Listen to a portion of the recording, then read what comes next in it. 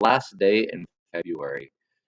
And you know, as this February has been crazy with the Olympics, the controversy that was there, now the craziness that's erupting in Europe. Only God knows what March is going to bring us. But hopefully, it will bring us some warmer weather. The cold hasn't been bad, all that bad for a lot of things. As we have our church in a hay barn, we face different challenges than a lot of churches in maintaining facilities that as comfortable as possible.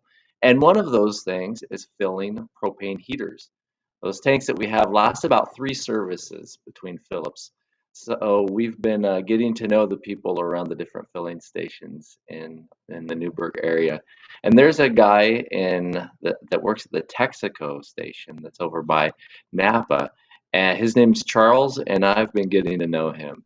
When we show up, we cause a scene because when most people come with their tanks, they have 1 tank, maybe 2 tanks. We get there with 15 or 16. And the Phillips take a long time, and usually people ask the question, what in the world do you use all these tanks for? Well, that usually opens a conversation, also aided by the fact that we're usually there it usually takes us about half an hour to 40 minutes to fill up. So Charles is a guy I've gotten to know. He's in his mid 50s and he just loves Jesus. He's a real delight to be around. As he was filling our bottles for the first time, he started telling me some of his testimony when I told him that we use the bottles for a church.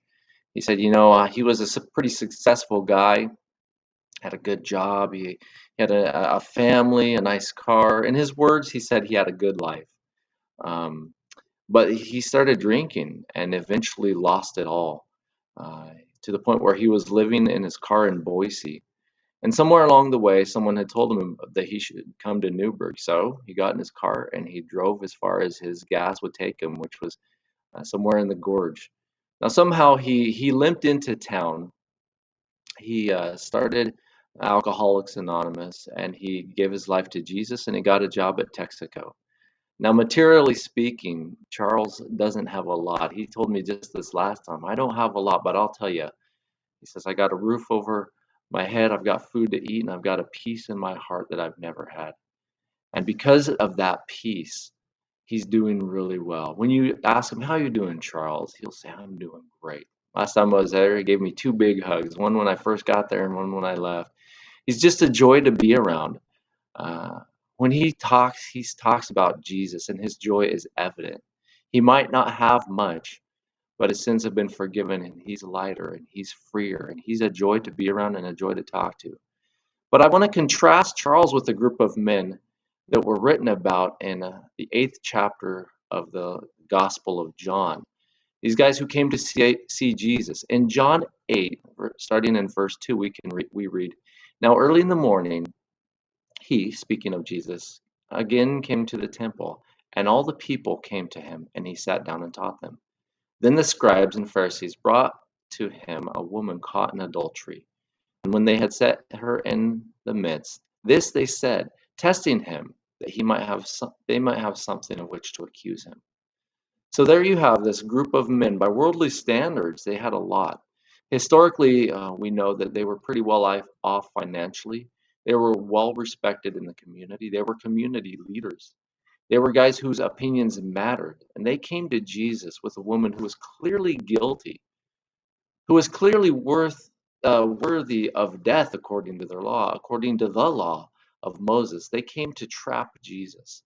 But the text tells us in the last half of verse 6 that how Jesus responded. But Jesus stooped down and wrote on the ground with his finger, as though he did not hear. So when they continued asking him, he raised himself up and said to them, Who is without sin among you? Let him throw the first stone at her. And again he stooped down and wrote on the ground. Now the text doesn't tell us just what Jesus was writing, but some have surmised that perhaps it was the names or dates or places, things that would have had significance to those who were accusing the woman.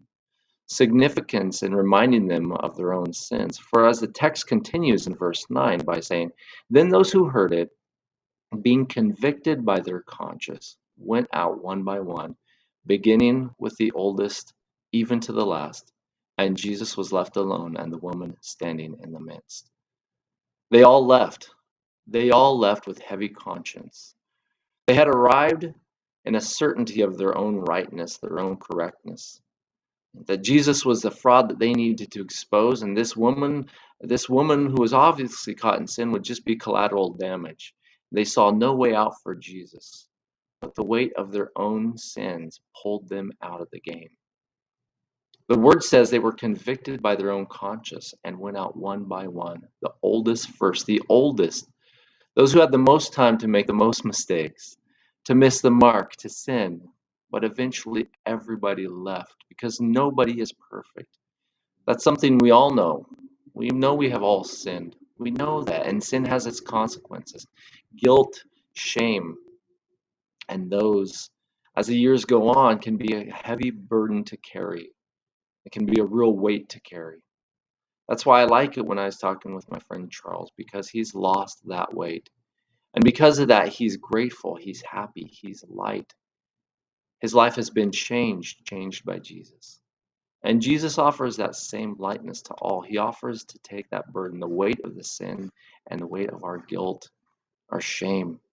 Getting back to the story of the woman in verse 10, it says, when Jesus had raised himself up and saw no one but the woman, he said to her, woman, where are those accusers of yours?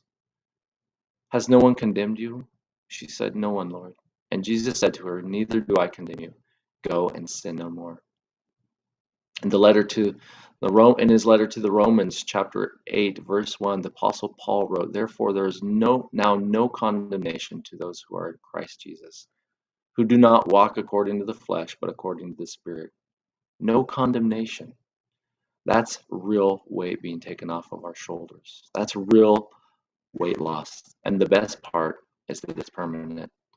So as you go about your day, may we, independently of the rain, independently of how we feel about what's going on, may we remember the joy of our salvation.